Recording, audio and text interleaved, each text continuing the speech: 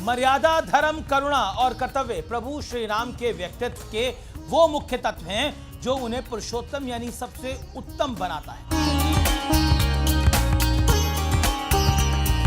श्री राम वो हैं जिन्होंने पिता की आज्ञा के लिए 14 वर्ष वनवास में बिता दिए, लेकिन मन में कभी द्वेष नहीं रखा। श्री राम वो हैं जो सीता हरण की वजह से 1 साल उनसे दूर रहे, लेकिन कभी अपना विवेक नहीं खोया। प्रभु श्री राम वो हैं जिन्होंने मां शबरी के झूठे बेर खाकर पूरे ब्रह्मांड को समता की सबसे बड़ी सीख दी। श्री राम कितने विराट हैं, इसकी गवाही आज भी अयोध्या नगरी दे रही है। वो नगरी खुद प्रभु श्री राम की महिमा का गुणगान कर रही है। कैसे, सब बताता हूं।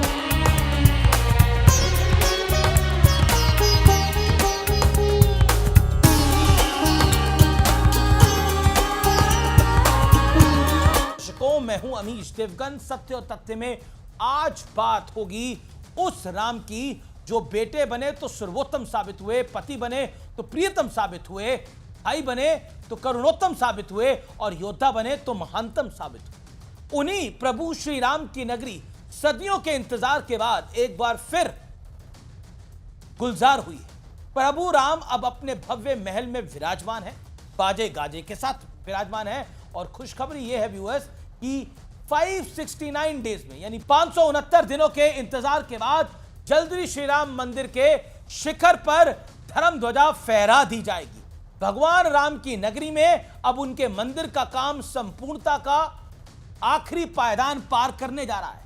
25 नवंबर को एक बार फिर वो दिन होगा जब प्रधानमंत्री नरेंद्र मोदी अयोध्या नगरी पहुंचेंगे और श्री राम मंदिर के शिखर पर धर्म ध्वजा को फहराएंगे।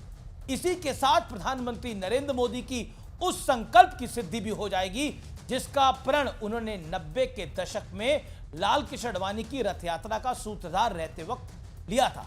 संकल्प की सिद्धि इसलिए क्योंकि 5 अगस्त 2020 का वो दिन था जब प्रधानमंत्री मोदी ने भव्य राम मंदिर का शिलान्यास किया था।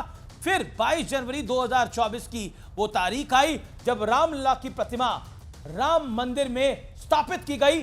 25 नवंबर को वो तारीख होगी जब प्रधानमंत्री धर्म ध्वजा फहराकर राम मंदिर के काम के समापन का औपचारिक ऐलान कर देंगे। खास बात यह है कि जिस दिन यह कार्यक्रम रखा गया है उस दिन वही तिथि है जब श्री राम और माता सीता का विवाह हुआ था। यानी आंदोलन से मंदिर के साकार रूप तक ये वो पल होंगे जिसका सपना आंखों में सजोए न जाने कितने राम भक्तों ने अपने प्राणों की आहुति दे डाली है। एक वनवास वो था जिसके संघर्ष ने प्रभु श्री राम को पुरुषोत्तम बना दिया, और एक ये वनवास है जिससे सनातनियों को कभी हार ना मानने का हौसला मिला। अब ये राम नाम का ही बड़ा प्रताप है कि मंदिर निर्माण पूरा होने से पहले ही अयोध्या में पहुंचने वाले श्रद्धालुओं की संख्या हर साल नए रिकॉर्ड बना रही है, रिकॉर्ड तोड़ रही है। इस साल अभी तक 22 करोड़ से ज्यादा श्रद्धालु अयोध्या नगरी पहुंचे हैं। यह राम की महिमा है, जबकि बीते साल यह आंकड़ा 16 करोड़ था। यानी इस साल 6 करोड़ श्रद्धालु ज्यादा पहुंचे और अभी यह साल खत्म होने में 2.5 महीने और दिवाली का त्योहार बाकी है। व्यूअर्स, जो लोग अयोध्या के मुद्दे को सांप्रदायिक बताकर दशकों तक टालते रहे उन्हें ध्यान देकर सुनना चाहिए कि अयोध्या में श्रद्धालुओं की बढ़ती संख्या से होटलों, खाने पीने की दुकानों, रेस्टोरेंट से इकट्ठा होने वाला जीएसटी में अब 161% का इजाफा हुआ है। वहीं अयोध्या में 22 जनवरी 2024 के बाद से करीब 30,000 नौकरियां बढ़ी हैं। अकेले राम मंदिर तीर्थ ट्रस्ट ने 100,000 से ज्यादा लोगों को नौकरी दे डाली है। ये सब सत्य और तथ्य है। अनुमान है कि टैक्सी, ऑटो वालों और दुकानदारों की इनकम में 3 से 4 गुना इजाफा हुआ है। इसलिए प्रभु श्री राम को संपूर्ण पुरुष का दर्जा हासिल है। वो आध्यात्मिक ऊर्जा के स्तोत्र हो तो है ही, भक्तों की आर्थिक तंत्र का ख्याल भी बखूबी रख लेते हैं। विरासत से विकास तक इससे अनूठा संगम कहीं और देखने को नहीं मिलता। जिन्हें समझ आए उनका भला, और जिन्होंने दशकों तक राम के काज में विघ्न ही डाला है वो आज भी ना समझे तो उनका भी भला।